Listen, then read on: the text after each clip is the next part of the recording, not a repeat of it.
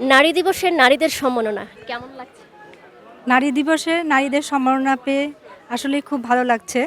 আমি global star communication থেকে international women's day উপলক্ষে গ্লোবাল স্টার ওমেন্স ওয়ার্ড 2025-এ মনোনীত হয়েছি। আমি doctor Shatabdi Ghosh, associate professor of Khwaja university medical college.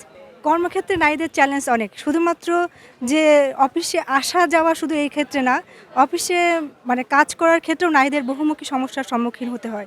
কারণ অফিসে কাজ করার ক্ষেত্রে সবসময় পুরুষ কলিগ চায় যে আমার নারী কলিগটা যেন আমার থেকে উপরে না উঠে যায়। এটা সবসময় একটা দ্বন্দ্ব সবসময় থেকেই যায়। এছাড়াও নারীদের চাপ থাকে, তাদের বাসার একটা প্রেশার তো থেকেই যায়, বাসার বাচ্চাদের দেখাশোনা, মানে সব মিলিয়ে নারীদের কর্মক্ষেত্রে মানে তার প্রেশারের জায়গাটা অনেক, সেইটা উতরিয়ে কর্মক্ষেত্রে তার সাফল্য রাখা সত্যি চ্যালেঞ্জিং। একটা কথা, নারীরা কখনো নারী নিজেদেরকে অ্যাপ্রিসিয়েট করতে চায় না, জানেও না কীভাবে অ্যাপ্রিসিয়েট করতে হয়। আর এটা আমাকে যে গ্লোবাল স্টার কমিউনিকেশন থেকে আমাকে অ্যাপ্রিসিয়েট করে সম্মানটা দিল, এটা আমার জন্য অনেক গর্বের, আমার আস্থার জায়গা, আমার আত্মসম্মান আরও অনেকখানি বাড়িয়ে দিল। আমি আরও এগিয়ে যেতে পারবো আমার কর্মক্ষেত্রে, আমার লেখালেখির ক্ষেত্রে, এবং আমি সমাজের জন্য শিক্ষায় অনেক বেশি অবদান রাখতে পারবো। সত্যি বলতে আমার নারী পাঠিকাই বেশি, আমার ফেসবুকে ফ্রেন্ড লিস্টেও নারী পাঠিকা বেশি।